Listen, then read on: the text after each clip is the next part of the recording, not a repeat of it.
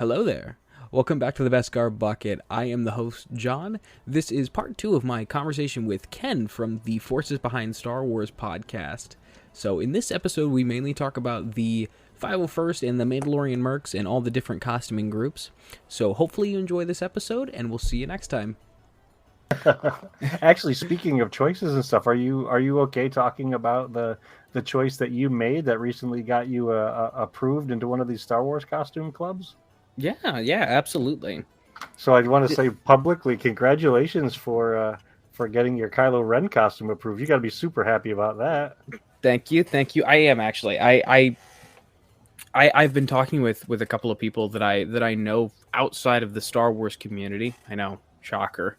I know people who don't like Star Wars as much as me, but I explained to them, like, yeah, this has been a lifelong dream of mine, where it's, I've always wanted to be a part of the 501st ever since I found out that it was a thing, where it's like, oh, there's a group of people that go out and dress up as like real Star Wars characters and do like charity events and a lot of charitable work. Where do I sign up? So that's a different question. Where do you sign up is a totally different question. Yeah, right. but yeah, it's a very I don't want to say fulfilling, because it's not like I did a whole lot, but it's one of those things where that's definitely a that's a lifetime achievement that I'm happy to check off. Yeah, and while you may feel like you didn't do a lot, you still chose, because somebody else, let's say you decide to gift that costume to me. You know, my birthday's in May. You decide, I'm going to give all of this stuff to Ken. That doesn't necessarily mean I'm going to take the steps necessary to then go and get approved by the 501st, so I can have that same stuff and make a different choice. You chose to get this stuff and go through the hoops, jump through the hoops to get approved in the 501st. So now you're part of that worldwide organization whose focus is on dressing up like people in this galaxy far, far away to bring joy to other folks who enjoy that galaxy far, far away, and or to raise money for people, to raise money for whether it's Make-A-Wish Foundation or a children's hospital or what have you. Not a horse rescue located in Suffield, Ohio. There you go. Yeah, that's the other thing where I'm, just slightly off topic, but still kind of on topic. Now that I'm a part of the 501st, I'm trying with every breath in my body to convince my mother to, because we've got a charity and a nonprofit organization called Focus Rescue and Rehabilitation, where we rescue horses and other farm animals. So I'm trying to convince them, like, hey, I'm in this thing now. Let's have a fundraiser that's Star Wars themed, because that's basically what my dad and I are known for. It's like my mom's the horse person, dad and I are the Star Wars people. So I'm like, why don't we bring the two together? Get all the kids out, get all the adults out. We'll have a fundraiser that's Star Wars themed, and I'm starting to meet more people in the 501st and in Rebel Legion and in the Mando Mercs, which I am baffled. It took all of, I don't know, 2 hours to where my inbox was flooded with congratulations and welcomes and friend requests and Facebook group invites from all these different people who I have no idea who they are, but are super kind and super welcoming. So, but I'm trying to merge those two worlds, where it's like, hey, let's do something that everyone can enjoy. Yeah, bet. And to be willing to be creative with it. So it could be a live event.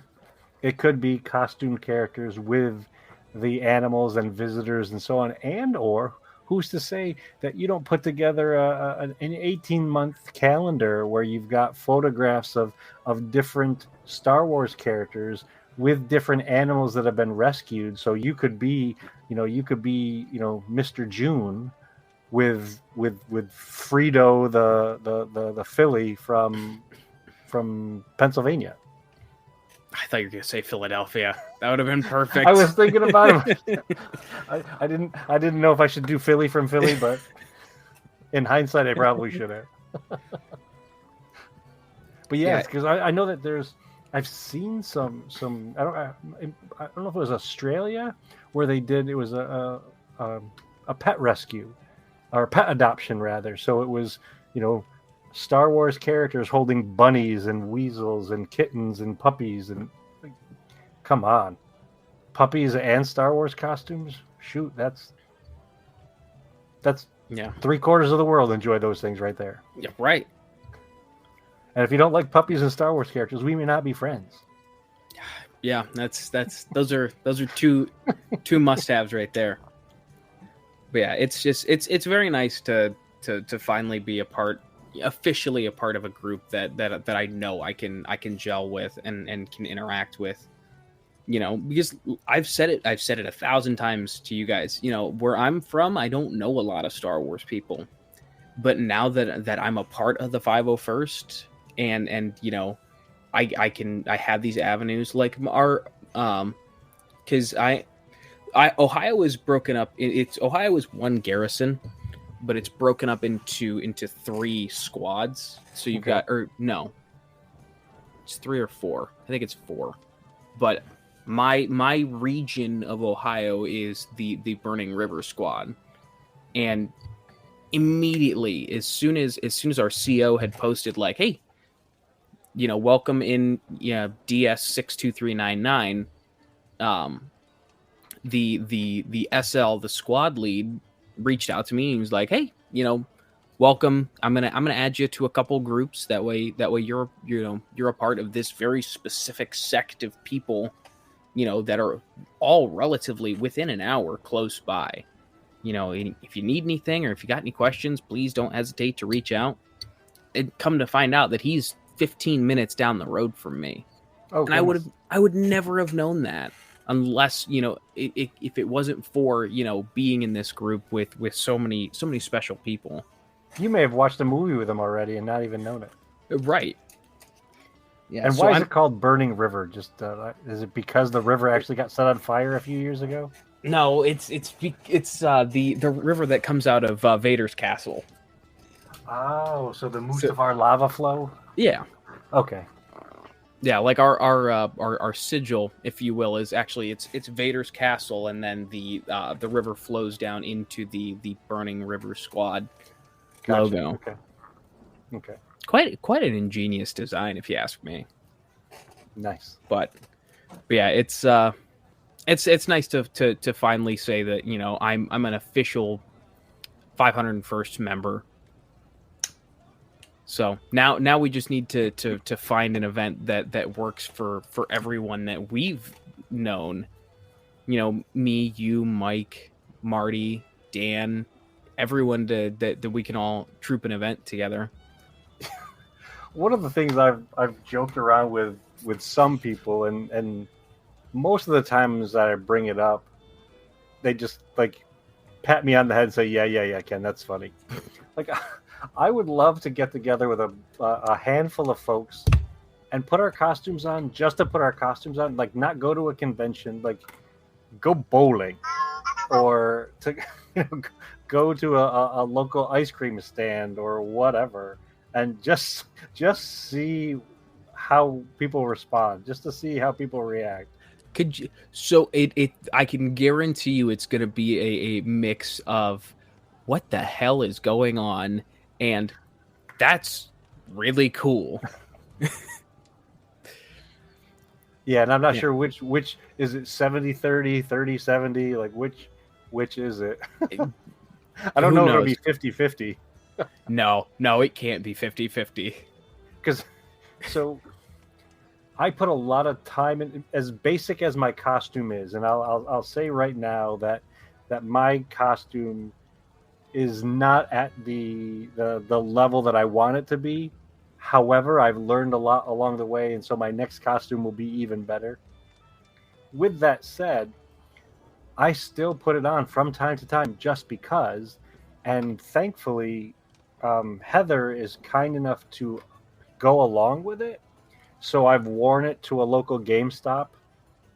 I got some pictures taken of me in my costume near a bus stop, just like looking at the time and being silly. In front of a couple billboards that are around here because the billboards had some sort of motivational quote on them or whatever. I got pictures of me walking my dog in the neighborhood, just because I like putting it on. I enjoy that sense of I made this, I created this, and I made it to share, and it's not doing any good sitting in a tote. Right. Yeah, and I guess that's the one thing that bothers me about my costume is I didn't make it, but that's not to say that I can't for the next one. This was a stepping stone to get me into that larger world. This is your first step into a larger world. Anyway, Yeah. But and I love your costume. I love Kennex. I think it's a fantastic design. I love your weapon. Just to be honest with you, that is my favorite part of your costume. But you're right. You made that. You put your time, you put your money and effort into making that, and that's your costume. Nobody can ever take that away from you. Yeah, and it's funny that you say those things because not only did I make it, but when I was thinking about making it, I had the whole story in my head of why I wanted it to look the way that I wanted it to look and why I chose the weapon I chose. So, you mentioned my weapon. So my main weapon is a 6.5 or 7 foot tall pole sword. And part of the reason why I chose a pole sword is because I know at the time many of the local events in New Jersey were asking for folks not to bring blasters. They didn't want people showing up with guns, even if they were fake Star Wars guns. So I'm like, okay, how do I get? I want my character to be badass, and I can't be badass barehanded necessarily.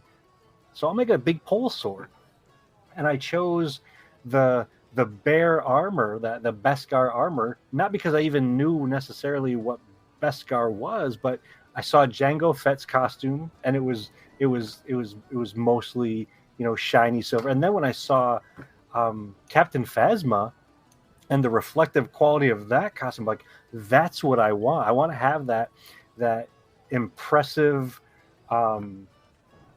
vision of just shiny, because it also reflects whatever's around it. So even though it itself doesn't have a color, it reflects what's around it. Mm-hmm. So the costume does have that reflective quality, and that was before Din Djarin was a character. That was before the Mandalorian ever came out, and it took me that long to actually get my skills together long enough or combined enough to go through that whole approval process. And it was by no means a fun picnic. And if you think about it this way, though, I beg to differ, but you say your skills weren't up to snuff, but now you're a part of the Mercs, so maybe you don't know how to sew, but there's plenty of people. What's your clan name? The Rakardan clan. So I'm sure there's 15 people in the Rakardan clan that are very proficient in sewing, but aren't too good with Sintra, the expanded PVC, which I'm sure you now have plenty of experience with. So I mean, it's a nice trade. That's kind of why I went with the Kylo costume that I did, where it's like, okay, let's get in the door, so that way, because like I want to do a TK. I know my dad wants to do a TK. Now it's okay.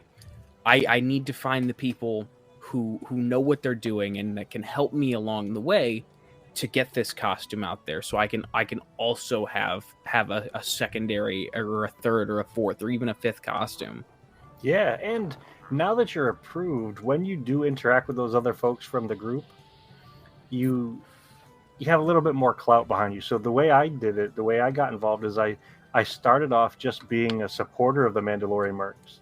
So I would go to conventions with the New Jersey Mandos or the Pennsylvania Mandos, and I would work at the table. I would act as a squire to the people in costume, or I would be the guy taking pictures of family members with the Mandalorians, and so I got to meet some people that way. But it wasn't until I got approved and was side by side with them in kit, and it's going to sound silly, but I'll say it out loud anyway, that I was taken seriously.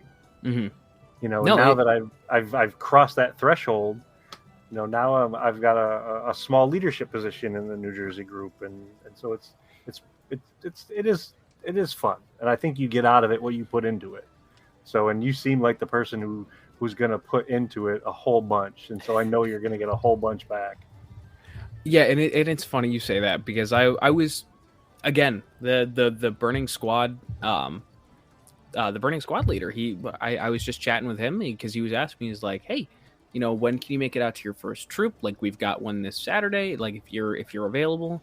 You know, I was running down, like, I think back now, I was like, wow, I could have phrased that a whole lot better. But like, I was just like, you know, unfortunately, like with my career, like, Saturdays are 100% booked. It's few and far between I can get a Saturday off. And, you know, my days off are Fridays and Sundays, but I work a second job, and Sundays between August and February are booked for me because I've got season tickets for the Browns. And, you know, I was just sitting there thinking about it, like, oh shit, I hope I didn't just tell this guy, like, oh, I'm never going to make it to events. To which, you know, and he's like, wow, you've got quite the schedule. And I'm like, yeah, but, you know, I always make time for Star Wars. So yeah, it's going to be interesting. Like, I'm signed up for one event. So in Canton, where the Pro Football Hall of Fame is, every month they've got an event downtown where it's called First Friday. So every first Friday of the month, there's a big, I don't want to call it a celebration, but it's basically a massive block party where, you know, everyone's out all night, you know, just partying, having a good time. But there's an art show that someone that hadn't, you know, they had been pushed off and pushed to the side because of COVID and the pandemic, where it was she's like, I want to do a cosplay, you know, portion of this art show. So we got invited to that, and it just, thank God it happened on a Friday. So now I just need to tell my boss at GameStop, like, hey, I gave you a calendar, cross me off for the second. Like, I've got an event. So I'm happy that I'm signed up for that. I'm probably gonna try and make, there is a convention at a sports complex next Sunday. Okay. To try and sign up for. I'm holding on just for a second to see, just to make sure that I don't, because my brain is unless I'm constantly reminded, I totally forget about events. So this is where you get to take advantage of the technology that you have. So put it in your Google Calendar and send your stuff around. And this is going to sound potentially silly, but I think it's worthy of saying out loud. And that is, whatever your first event is that you go to, make sure you put in the effort to have folks take pictures of you with your phone. Mm-hmm. Because one of the hugest challenges of being a person in costume, if you don't go with someone who is your handler, who is your squire, you're gonna miss some of those things. Especially that first troop, you wanna be able to catalog it. You want to be able to share it. You want to be able to. I know you can look back through the pictures in your head. It's different to be able to look at that image right in front of you, with other characters, or with that first kid who comes running up to you and says, I want a picture with Kylo Ren. You know. Yeah, and that's the difficulty with that I'm finding, is that I don't know enough people that I can convince, like, hey, can I steal you for a morning or an afternoon to come take pictures of me with a bunch of other nerds? Well, see, each of these events, so when the Mercs are at events, they have folks who are in costume, and then they have folks who are handling. They have folks who are squiring. So they know that there are, like, as simple as my costume is, there's a couple pieces that I need some help adjusting because I can't see it the way you would see it. So I need to make sure that my plates are specifically set up because they're on Velcro. And so when I put them in my kit box and take them out of my kit box, sometimes they get shifted. So I need that person to be able to stand in front of me and help me adjust my plate. So we have folks who that's what they do during the event. So during this 2 hours, you might be the person who's not in a costume who's helping everybody else. And then the second 2 hours, you're in costume and person B is helping out. So just make sure that you do ask one of those squires to get some pictures of you. Because especially that first event, you don't want to miss it. My first event, I was actually, it was a really small event at this comic book shop in New Jersey that was like a kind of a celebrity meet and greet. So we got to be there with Dominic Pace. Okay.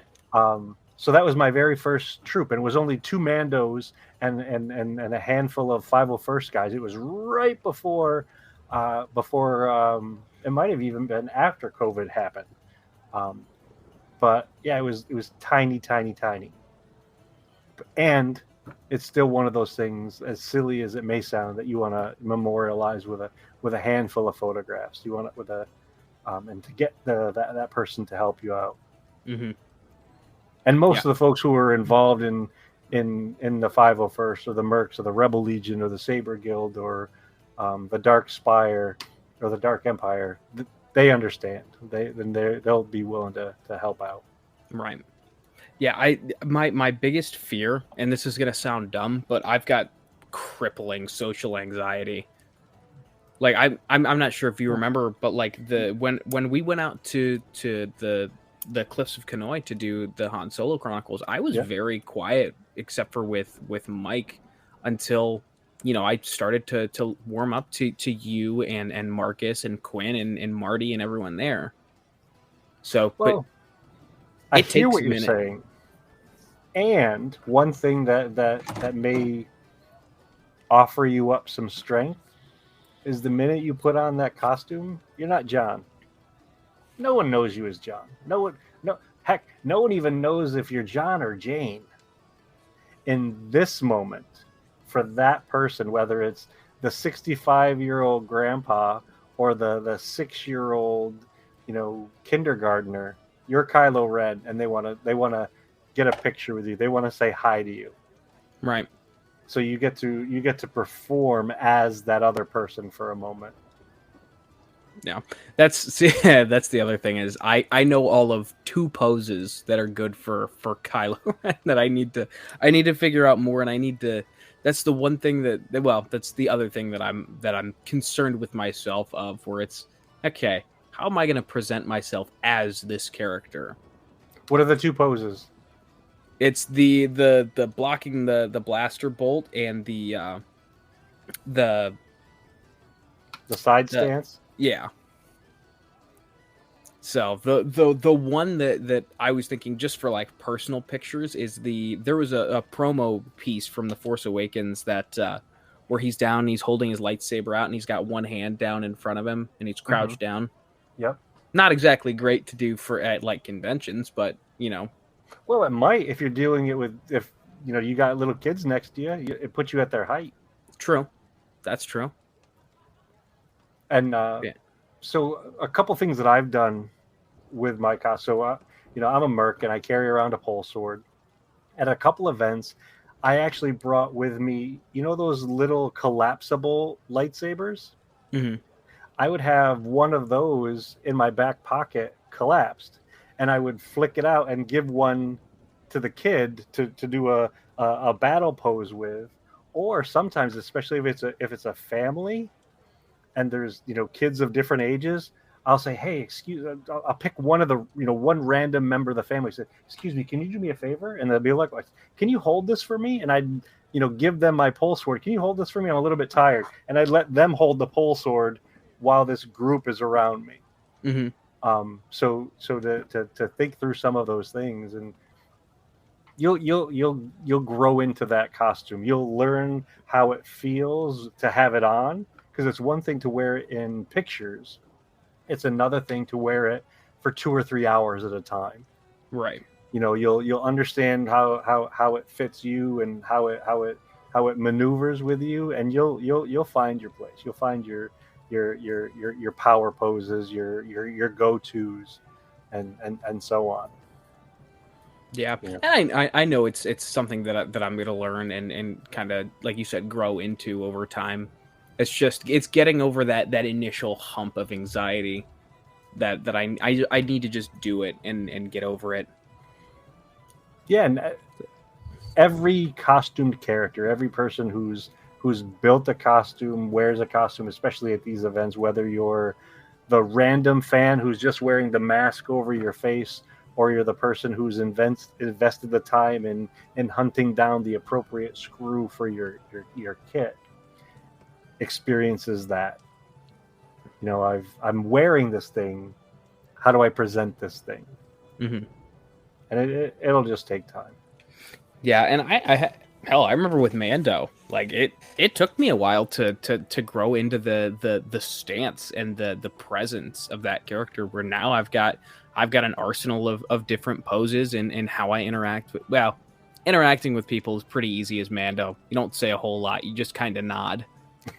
but the it's, see, the a problem that I'm gonna have to get around with Kylo and doing actual 501st is I've just got an innate desire to I want to take the helmet off and actually interact with kids, and I know that's a big no to to these groups. Is I just I like interacting. I like putting a face to things, and that's kind of the reason why I cut my hair, where it's I want to present the whole character, not just the exterior. So what it may require is the conversation beforehand.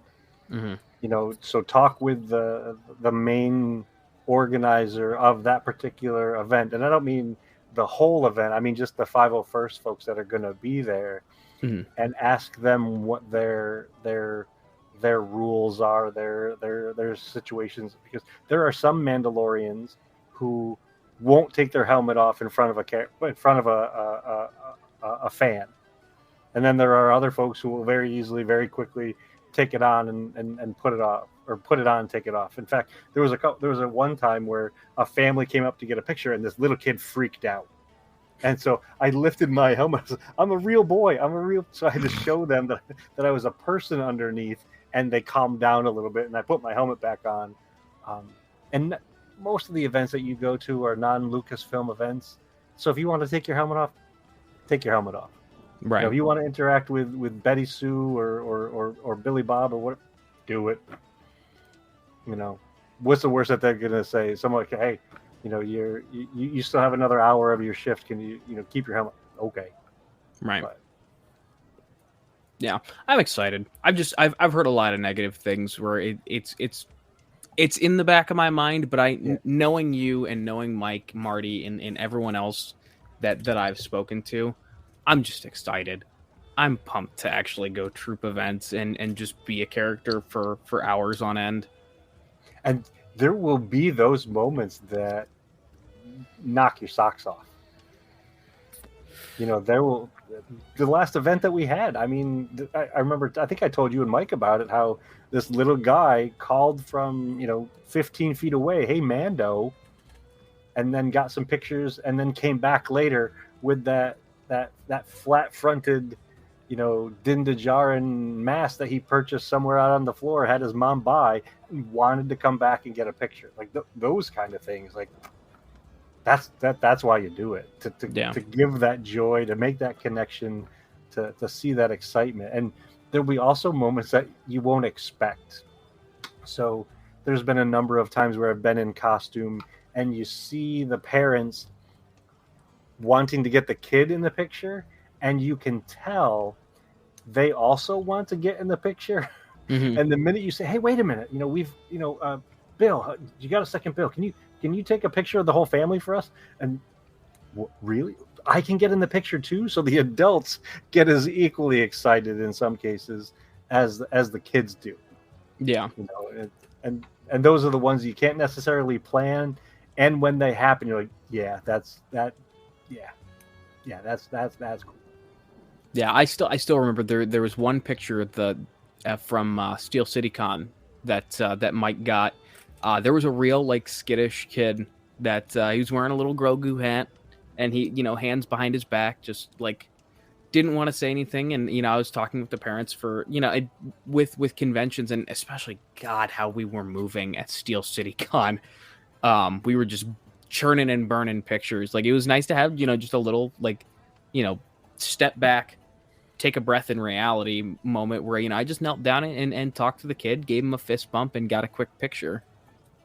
So, well, one of the other differences with going as a with a costume group, one of the benefits of it, if you want to, you can be stationed, so you can be there at the booth for as long as you want in that costume. So the folks who want pictures come to you, and if you want to, you can then go stroll the floor in your costume. And sometimes strolling the floor can be just as exciting, just as fun, because you may be able to get, like, for instance, even though my kit is a custom kit, there are other Mandalorian toys out there. So whether it's a Funko Pop or a 6-inch Black Series Din, sometimes I'll go to these little vendor booths, and if I see something Mandalorian while I'm in my kit, I'll have Heather take a picture of me with it. And in the midst of doing that, other people will come around, or you may see someone else in the costume that you want to get a picture with in your costume. So it could be Kylo Ren and She-Ra, or Kylo Ren and fill in the blank of costumed fan, and before you know it, you have 12 people circling around you because they happen to be there at that moment that you were shoulder to shoulder with the Dark Knight. Yeah, and so that reminds me. The first Steel City Con I went to, there was an artist who had a beautiful Din Djarin piece that I ended up getting a print of, and I just asked him, like, "Hey man, I love this. Can I just get a quick picture with you in your painting?" So that's actually as dumb as it might sound, that's one of my favorite pictures that I have of me in my Din kit, where it's just me and a guy's not in costume. We're both just holding up this really nice piece of artwork that he made, and it's probably top 10 pictures for me from conventions. Marty's pictures are on a totally different plane. Those are going to be hard to top. But like, it just strictly from like speaking from conventions and like getting pictures with other people, that's definitely up there as one of my favorite pictures. My favorite all-time one, though, is the one with me and the kid with the Grogu hat, and I'm kneeling down just talking to him. That's for now. Right. That's just a wholesome moment that I if I could recreate that 100,000 times over, I would. And one of the great things about it is you don't necessarily have to recreate it, because you were there. And just like when we were talking earlier about hearing, different pieces of John Williams' score, and it gets us back there, just simply mentioning it can get you back there. Right. Yeah. Because I'm gonna guess that you can remember which knee you knelt down with. You can remember which hand you fist bumped. You can remember that sensation of this little person wanted to chat with you, not because you were John. And as much as I love you as John, they don't know John. They saw the Mandalorian. They saw, and for them rather, you're Star Wars. Right. Yeah, and I still remember seeing his the excitement behind his eyes just through the T visor, and just seeing how excited he was to just see the real Mandalorian, probably for the first time. You bet. So, especially having Chewbacca, Boba Fett, and 000 in the background of that was probably pretty cool too. But I got a feeling that he was excited to see Mando. Yeah, I mean, Mando's the one that knelt down and talked to him. It wasn't necessarily, C-3PO. Right. Not saying that they wouldn't. I'm just saying that in that moment didn't. Well, C-3PO couldn't.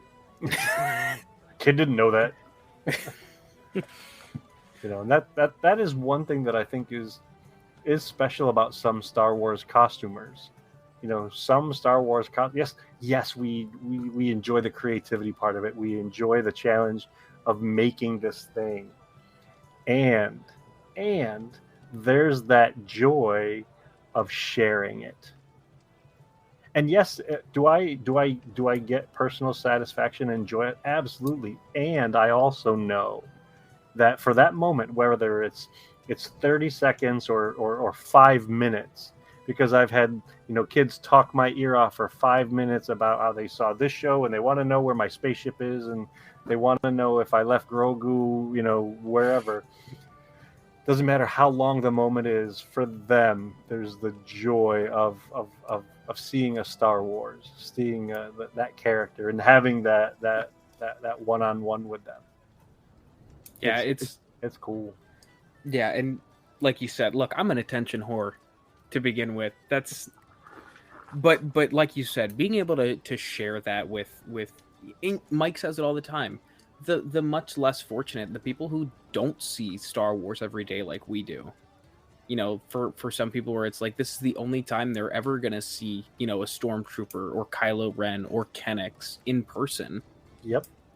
So like you said, being able to share that that's truly special, and not a lot of people can have that same feeling and same satisfaction.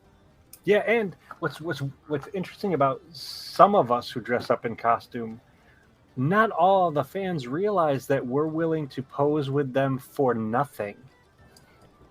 And so there have been moments where I've been in my costume and I've seen, families come around and, they'll wave from a distance or whatever. And I'll say, hey, you want a picture? They're like, oh, no, I don't want to pay for it. I'm like, no. There's no cost. What do you mean no cost? Yeah. And because at one event that I was at with Mike, so where the 501st and the Mandalorian Mercs, we were on one side of the aisle. On the other side of the aisle was all of the named cosplayers. So the people who have Instagram accounts and all of this sort of stuff, they were charging for their pictures. They were charging, in some cases, they were charging for photographs and autographs and all that. And we're just here giving out these photographs. Come on over here. And some people were like, oh, no, let me give you some money. No, that's not, I'm not asking for your money. And I appreciate the offer. I just want, I want you to be able to be in the photograph. I want you to be able to capture this moment with your three kids or whomever is with you.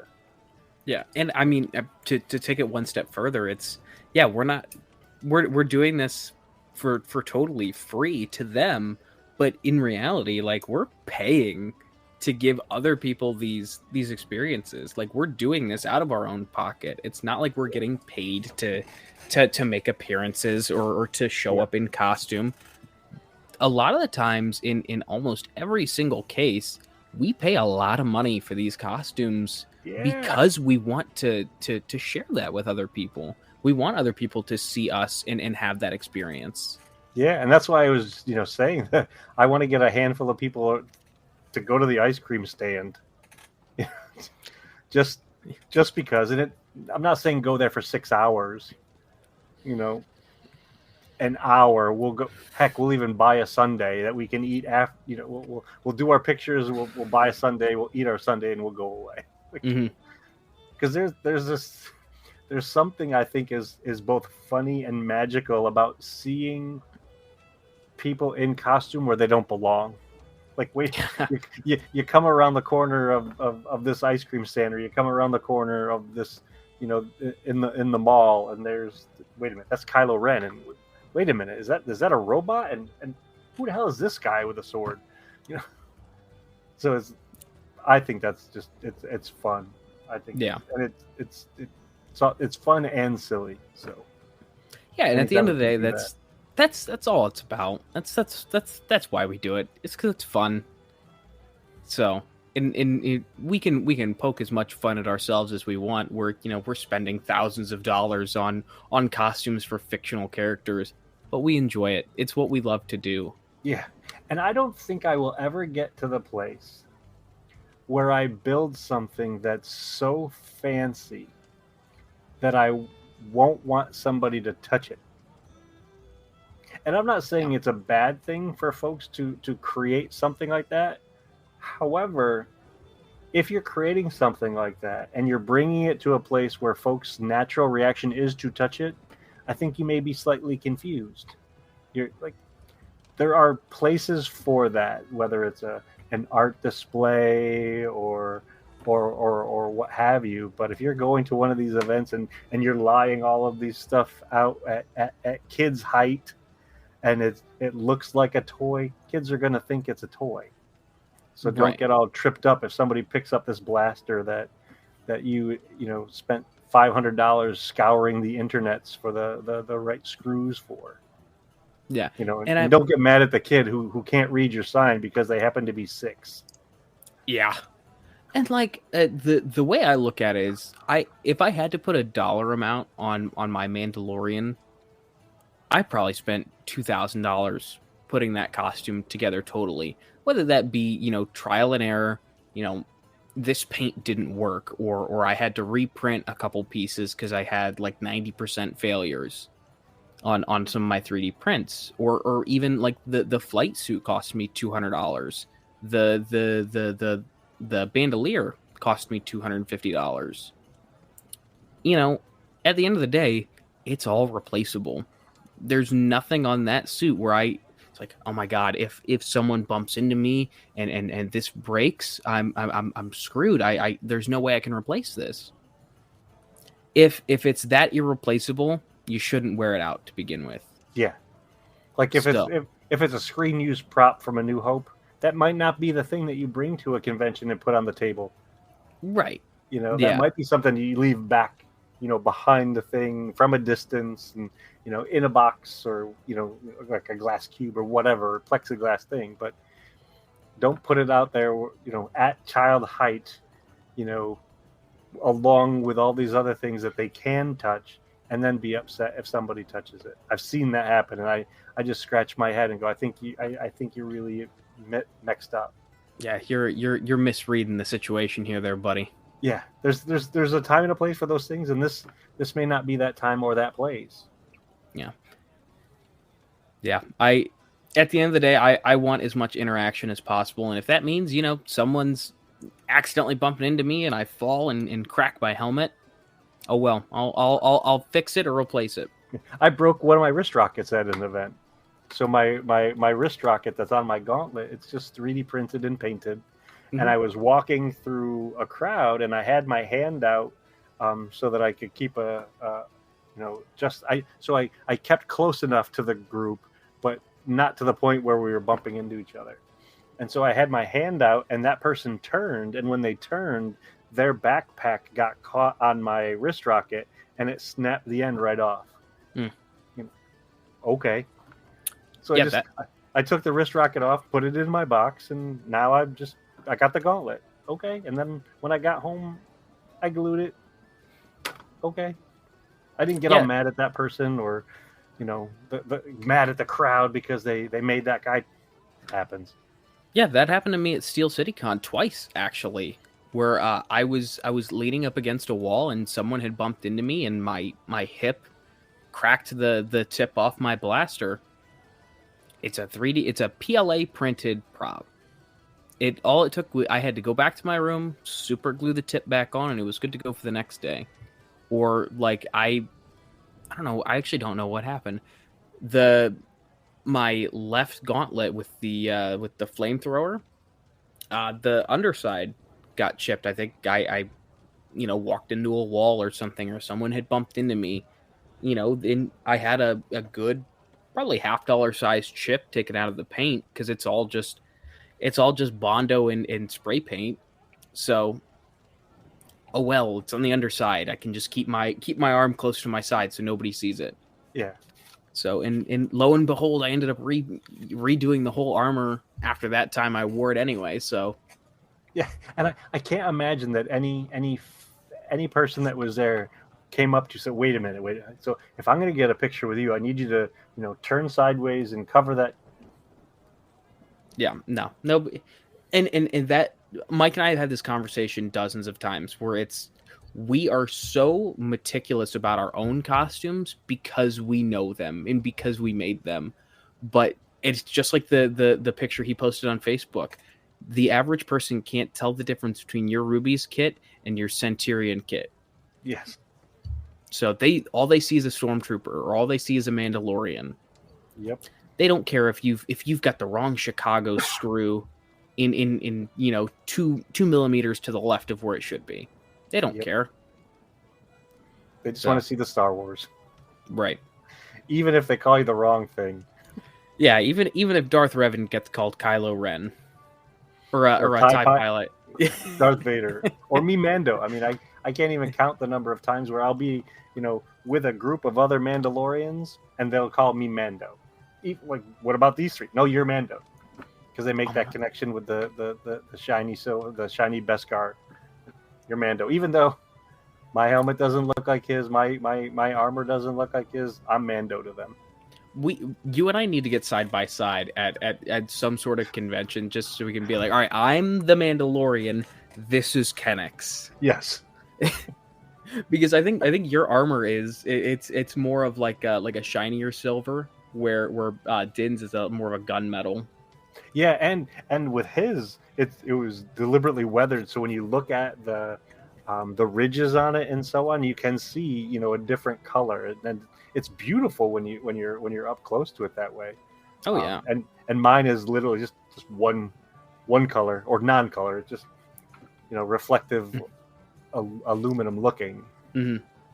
So yeah, I love Kennex. I think it's a fantastic design, and I am very jealous of what you've got.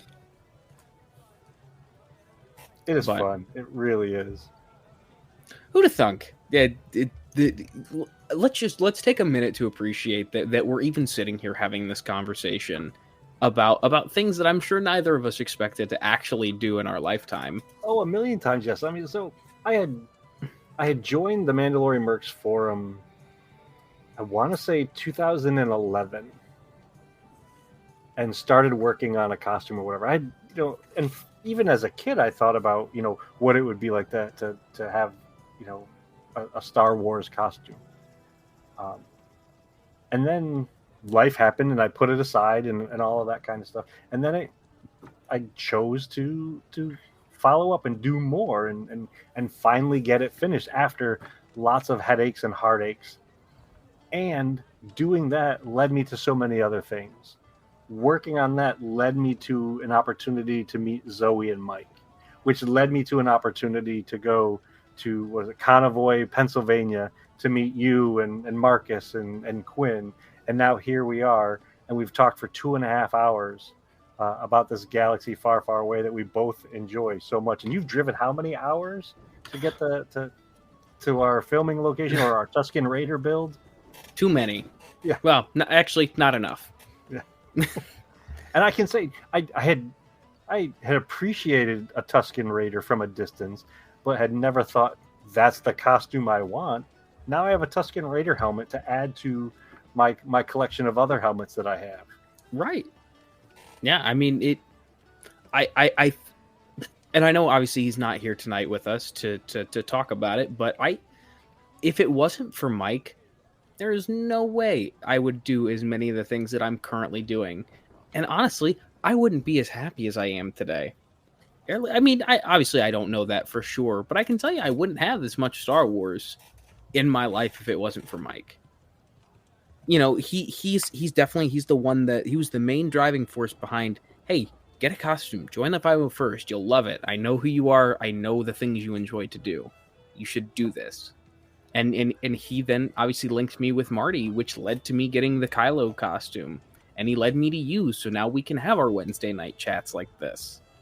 So, and with that in mind, it's also led to us both developing this skill set of I mean, yes, we could always talk. We could talk before, but I don't think our conversations would have been as organized. I don't think our conversations would have been. It wouldn't have been in this forum, that's for sure. I mean, we probably, if we had become friends we may have just called each other on the telephone. We wouldn't have necessarily sat down in front of a computer and not just had the conversation, but recorded this conversation to then share with the world. Oh, for sure. Yeah. it's wonderful to think about that now I've got so many people now that it's it's it's baffling to me that I can have these opportunities where we can just sit and chat for 2.5 hours, or go to these events, or be a part of the fan film, or anything Yeah. really. It's nice to think about that I've been awarded these opportunities, and these, like I said, these life moments that without Mike, I don't think I would truly have. But like, I mean, I've been in the 501st Forum, or at least the Ohio Garrison Academy, and the Ohio 501st Forum since I think 2017. I think it's when I was properly turned on towards that from. And it's funny. I was chatting with a guy at, because I used to work at the box office at the movie theater I used to work at. That was how I got my start there. Guy came in. I don't even think there was a Star Wars movie coming out, because it was the summer of 2017, and just chatting with him there for a minute, because it was a weekday afternoon, so there was nobody there. Just chatting with him, he's like, yeah, because he had a Star Wars shirt on. Talking to him for a minute, he's like, yeah, I'm a part of the 501st, and I was like, oh, I've heard so much about that, but I don't know anything of how to go about it. And he explained, like, oh, we've got this Facebook group. Let me know, here, add me on Facebook real quick. I'll add you, blah, blah, blah. So, yeah, now looking at 5+ years later, now I'm a part, because, I found other people that were willing to put in the time and the effort to push me. I get down on myself a lot. So I think of this as, you, Marty, and Mike specifically, you didn't have to waste your time talking to a kid from Ohio who's half your age, who you wouldn't know if it wasn't for Star Wars. You don't have to do that, but I'm forever indebted, because you took that time and you took the effort to say, hey, get your shit together and do this. So, Well, on the flip side, I could very easily say the same thing. Like, why would you, this youngster from Ohio, want to talk to an old dude from New Jersey who just likes to dress up in Star Wars stuff? You know what I mean? So the appreciation and the honor, I think, goes in both directions. And what's super exciting to think about is the other possibilities that can come from these things. So yes, we've started the inflatable Falcon, and you now have the Beskar bucket, which we're talking about, or talking on rather. And as an official member of the 501st, who's to say that you can't invite some of those other 501st Ohio Garrison members, whether it's the Flaming River Squad or whomever, and say, hey, you might find two people who dress in. Let's have a TK episode. yeah, And you bring Mike and Colin in from Pennsylvania, or you bring Mike and Colin in from Pennsylvania, and you grab Chuck from Florida, and so you've got the 5 TKs talking about what it's like as a stormtrooper, because that experience in that costume is different than Kylo Ren, which is different than Kennex, and so on. Or what if you got together at one of these conventions and you put together a panel, because you now feel comfortable and confident enough to lead a conversation. It's one thing to be in a conversation. It's another thing to be organized enough to keep the conversation going for an extended period of time. right.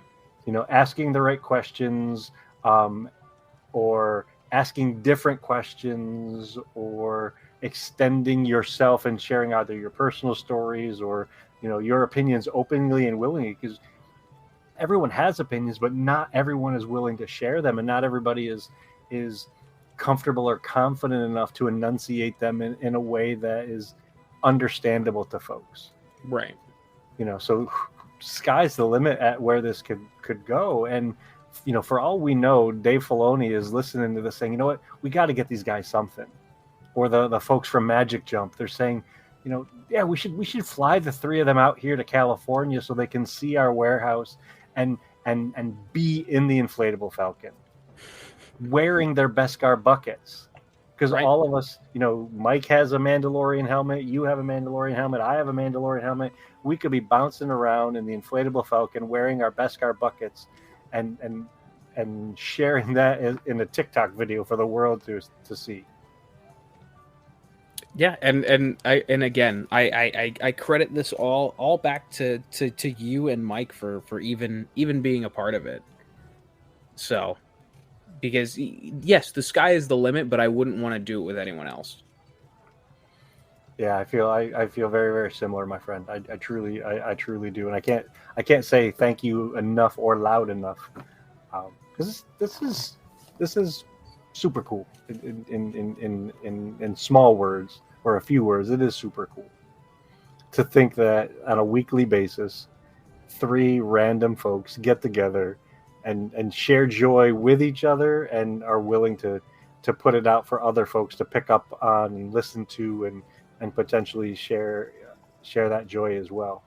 So yeah, I say without a shadow of a doubt in my mind, Wednesdays are my favorite day of the week.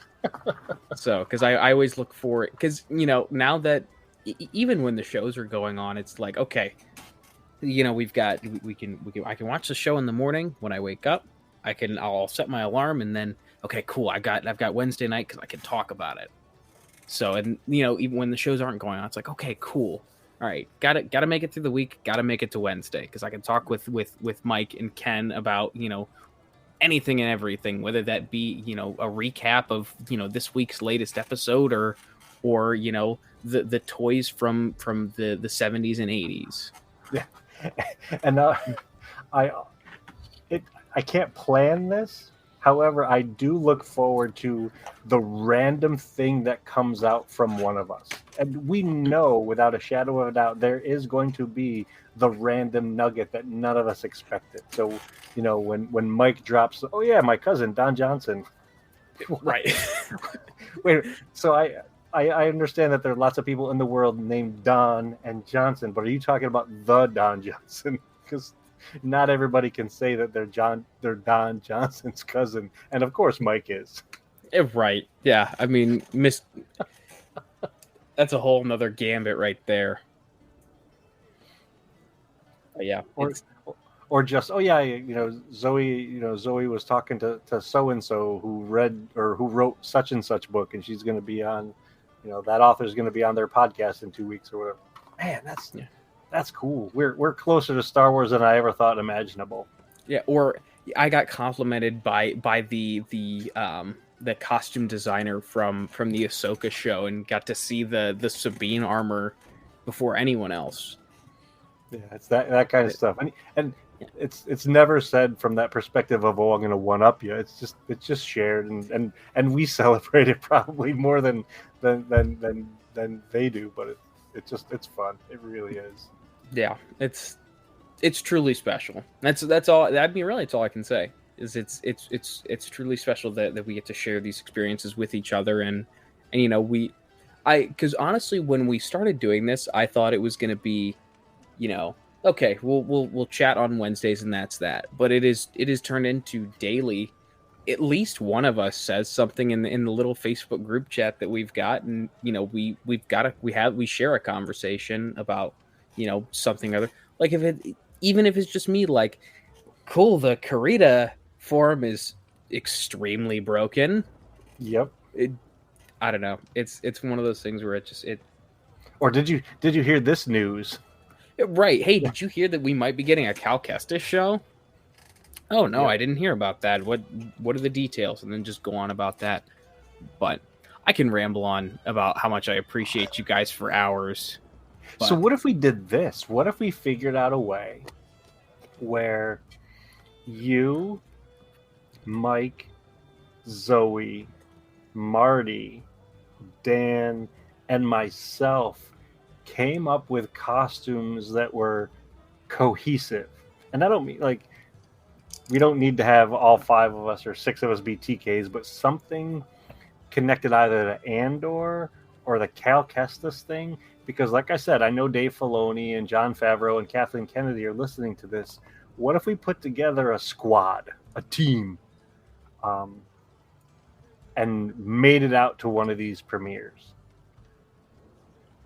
Because I mean, look at what happened with Sal and his family and the Rogue Rebels. I mean, they became the Star Wars Rebel family. They were all in Rebels costumes and so on. So, should we search through this Andor trailer and come up with costumes from that, or should we go back through the Jedi Fallen Order game and make up some costumes for that, where all of us can kit up as a collective? Well, I mean, if you think about it, I mean, we don't even have to be like specific characters. We can just, I mean, at least the way I interpret it, we could just do like a group of like non-named original characters, just like your average Joe down the street on Tatooine, and have that be a cohesive group where it's like, hey, we're all just like vendors on the street, or like, as much as you love to proclaim, we're musicians playing in the street. The traveling minstrel band. Exactly.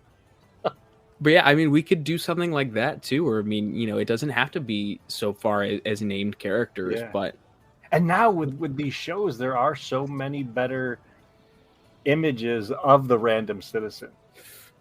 Oh yeah, for sure. And I know in I can't remember if it was Mandalorian or Book of Boba Fett or both, where they showed the roasted Kowakian monkey lizard. What if we had one? Do you remember the old timey street performer where they had like the hand organ and they had the dancing monkey? So maybe one of us has one of those hand organs and we have that Kowakian monkey lizard as the prop. Yeah. So that we could be street performers, but not necessarily musicians. It could be different kinds.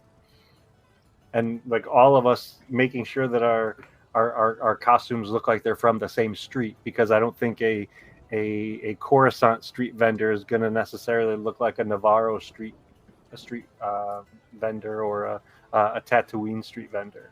Right. Yeah, I think that's definitely something we should bring up. What if we got fancy and the 6 of us dressed like mods? We don't necessarily need the scooters, because the scooters could be off camera in the shop. Right. And we could all just have various, appendages or apparatuses attached to us. So we could be the mod squad and have like dapper clothes on that look like they would fit into the Star Wars universe. Yeah, actually, I like that a lot too. Yeah. I mean, heck, why not both? Yeah, that's what. It's. Yes. Just check every box.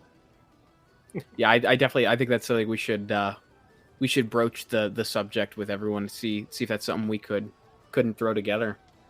Yeah, because one of the great things about those kind of costumes, while it does take attention and it does take effort to put them together, I don't think it takes the same kind of attention where you have to get to the exacting detail to be approvable.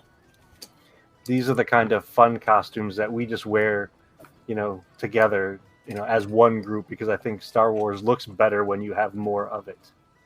Yeah, Kylo Ren is cool and people recognize him, but when you have Kylo Ren next to Rey or next to, some TKs or First Order stormtroopers, then it's becomes super cool.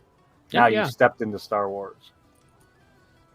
Yeah, I definitely think that's something we should do, at least in some capacity. Yeah. So, and the best part is we all do it already. we all dressed up as Star Wars costumes. We just need to do it together. Yes, focused. Right. Yeah. Well, I think that's a good place to end it there. I gotta get ready for work in the morning. So, when should we expect a new episode of the Forces Behind Star Wars? Well, we are going to be recording our next episode of the Forces Behind Star Wars next week. This episode will be a recap of the 6-episode season of the Obi-Wan Kenobi show. So the way we're talking about it is, so there's 5 of us in the group. Each of us will take one episode and we'll kind of lead the conversation, and then all 5 of us collectively will talk about the finale. So that's what I'm trying to think which day that is. I want to say we may be recording on Thursday of next week, if I'm not mistaken. And it'll probably be released to the world that weekend. And then I was talking with Heather tonight, and my goal is right now on paper to have the Rambling Star Wars fan prepared for world premiere in September. Wow. Because I want to have a website, I want to have a YouTube channel, I want to have the podcast channel. Because what I'd like to do with the Rambling Star Wars fans, I've picked up a little bit from Zoe from Star Wars Geek Girl, and I want to have whether it's a book review or a short article, and I want to be able to display some of my Star Wars pictures. And I have come to enjoy the video aspect of the conversations that we have. So the way I'm envisioning it in my head, occasionally I'll release an article, I'll release a podcast episode, and then a couple days after that podcast episode gets released, I'll release the video version of that podcast episode. Mm-hmm. So whether you're on YouTube or whether you're on podcasts, you'll be able to catch my antics. And as the title suggests, the Rambling Star Wars fan, there could be a 10-minute episode where I read one of the Star Wars Golden books, or it could be a 3-hour episode where I talk about all the different speeders that have been in Star Wars and why they were speeders at all, because of George Lucas's initial fascination with fast cars. Right. So that's what I have in store. And how about you? Well, so when do you think this episode of Beskar Bucket will be released to the world? I'm hoping for Friday. Okay. Because the great thing about Restream, this software, for those who don't know, is you can immediately just export the audio. Oh, wow. Okay. And that's that. And then my live feed gets automatically uploaded to my YouTube channel. Okay. So, it's really simple to export all this. It's very, very low maintenance. Okay. So hopefully this should be up by Friday. And then I spoke to Zoe. I'm hoping that we can get together sometime this week, if not this weekend, to record an episode of the Star Wars Geek Girl podcast. Oh, cool! And you'll be able to share that on your feed as well. I believe so. Okay. I don't know. I'm not 100% certain. But I think theirs is just audio, so they might be willing to share the audio with you that you can then put out in your podcast stream. Right. And I still haven't decided about this episode because I think I might break it up. Okay. Into 2 parts, but it at least part of this will be out this Friday. So okay.